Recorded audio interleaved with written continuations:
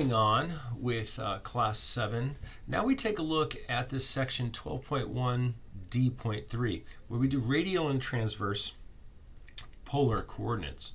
And we're now we're going to have, same stuff going on, but we're going to use a different coordinate system. That was gross. And you could see as a reminder of what the nature of polar coordinates, right, is that we could have this fishing line that represents the radial distance, right, of a particle that's happening onto, and we could also have the spinning of the chair, right? So that motion can be described into two parts right there, the radial component and the angular component, and there can be an r dot, there can be a theta dot, there can be an r double dot, right? So the fishing line can get like coming at you, woo, it's like wee right there. There's a radial coming right at you, and then it could also be increasing the speed of the spin right there. So we have those two components that we have to deal with, and so you'll recall that the acceleration had really four parts to it. It had an r double dot.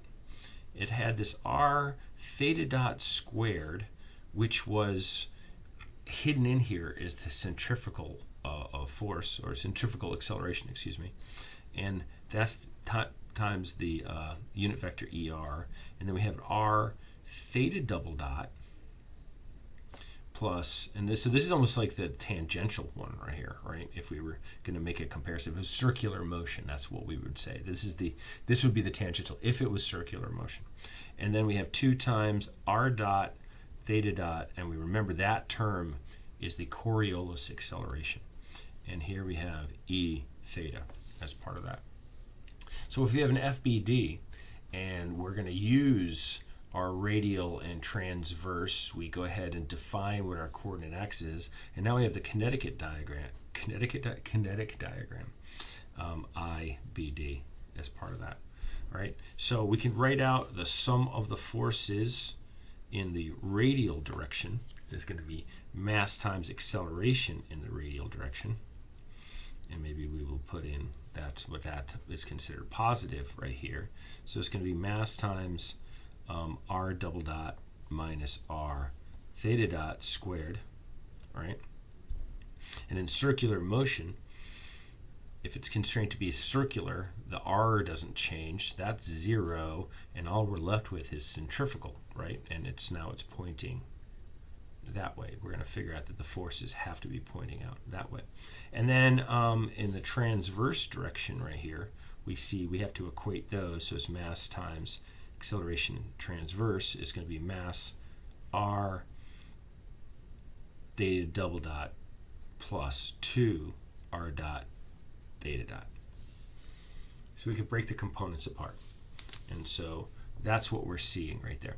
And quite often, there's this, like, if it was a particle, there would be like some cable that's causing like a tension that's happening there, or it could be like but we're dealing with particles. We're not dealing with rigid bodies yet. But let's do an example here.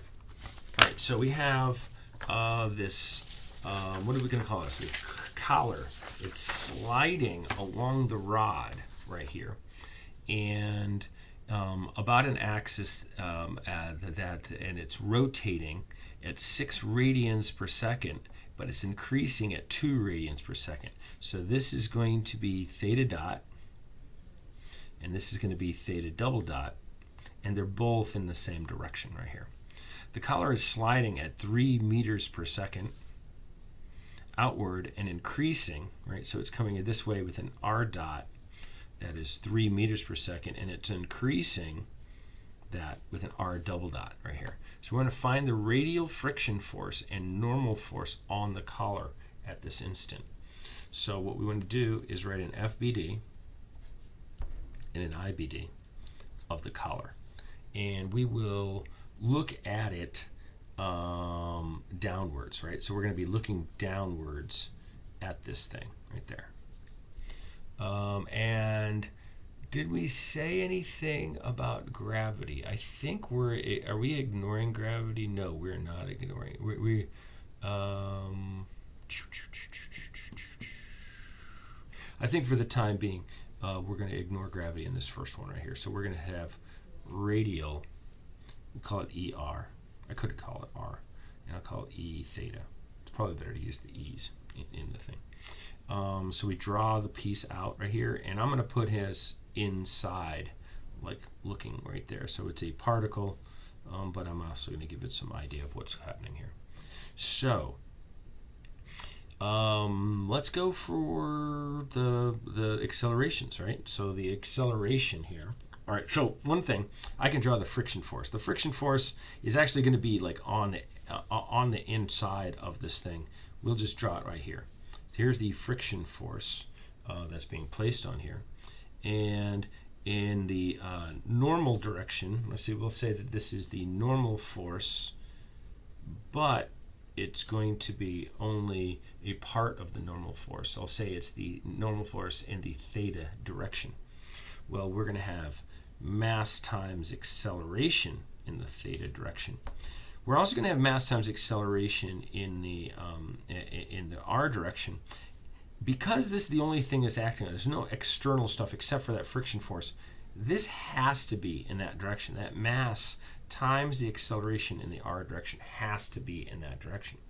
So we say the sum of the forces in the radial direction here is going to be equal to mass times acceleration in the radial direction, and this is where positive is defined right here according to this. So we're going to say, well, that's negative friction force is going to be in this direction right here. So we're going to have, and as I've drawn this here, I will use these signs right here, right? So if we draw it onto here in this, onto here, we should make our equations match the signs that are on the diagram right here. And so what we end up finding here is we're going to have r double dot minus r theta dot squared. We can figure out whether we're going to get the right thing or not. So we don't know what the friction force is, but we do have the mass. It's 4 kilograms. We do have the r double dot. So the r double dot is 1, right? And then minus the radius of the thing is 0.5. The velocity, angular velocity, that's that theta dot, is going to be the 6. Oh, wait a minute. Did I do say 3? No, it's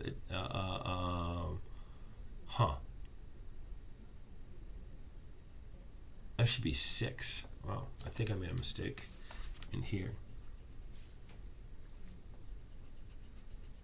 How many years ago did I make a mistake? I don't know. We'll double check what my numbers are. It might have been I just wrote it down wrong. I probably just wrote it down wrong. So anyway, this should be 6 radians per second squared right here. All right. So, and I should get this should be I should end up getting a positive. Okay.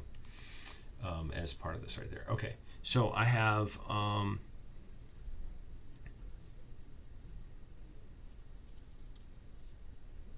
Yes, okay.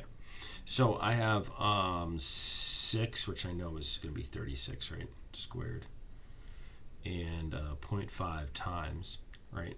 But I'm going to subtract, so there's 1 right here, subtract out, right? So that's going to be a negative 17 right there times 4.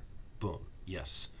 So I had it right in terms of here. I just wrote it wrong right there. So that's going to be 6 in here. So I do have the 68. I just wrote. Boy, I make mistakes like that all the time. So anyway, that's going to be a negative and the negative. So it's going to be a negative 68. So that's confirmed, right? So the friction force as a magnitude is going to end up being, yeah. Is that right? Sure. Friction force on this thing is going to be 68 newtons this way. 1 second. So I'm going to check my time.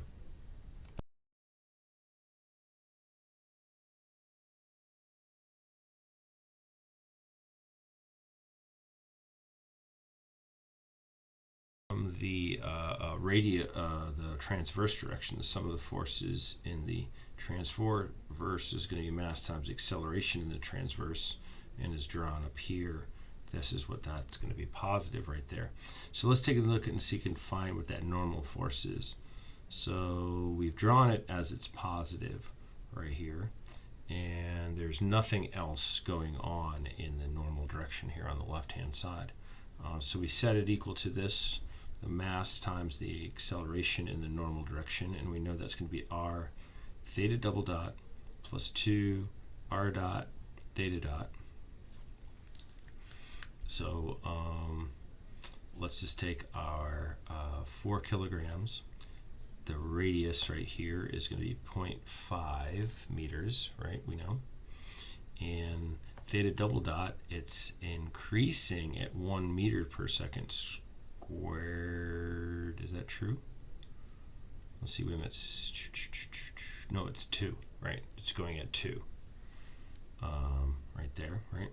And then it's plus 2 times r dot, which is going to be 3 meters per second, times theta dot, which is 6 meters per radians per second.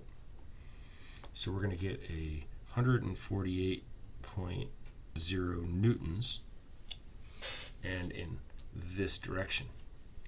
But there's also, can be concerned about the vertical as well, right? So we need to be also looking at from maybe this direction right in there, taking a look, right? So this is y, whereas this is r, right?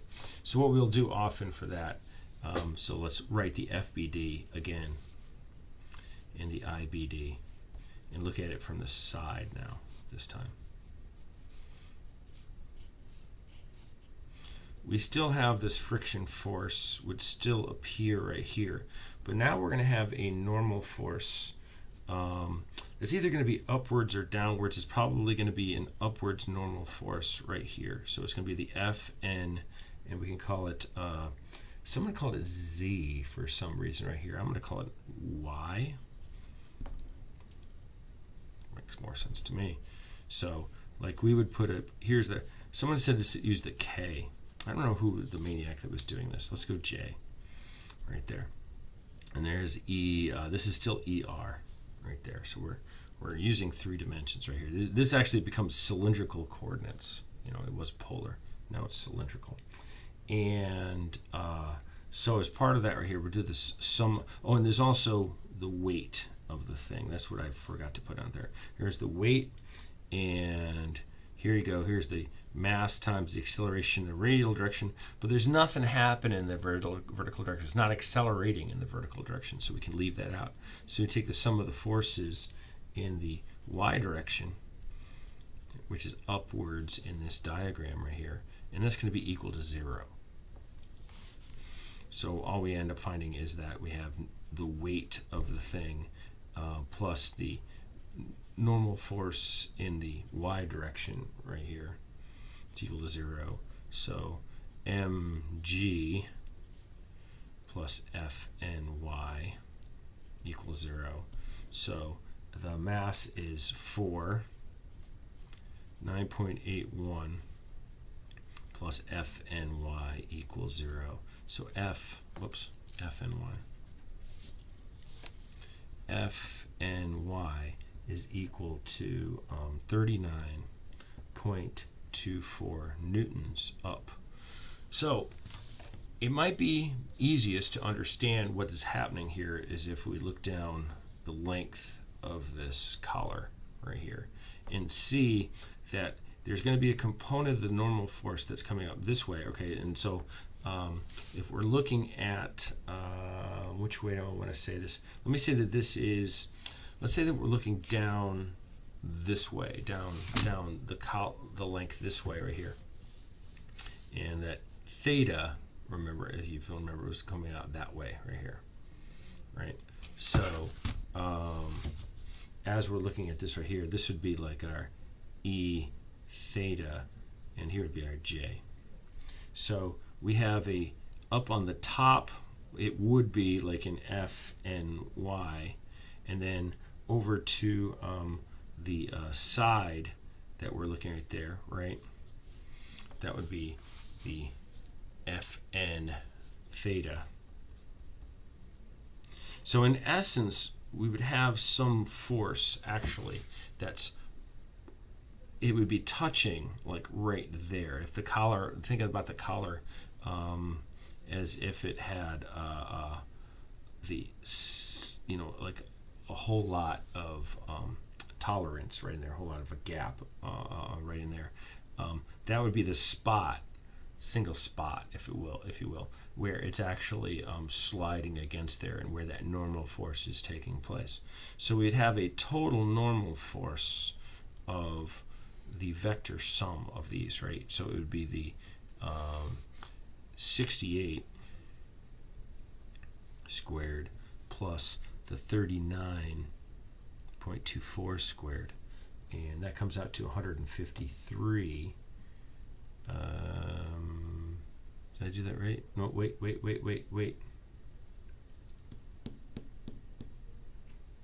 That was the friction force. I'm sorry.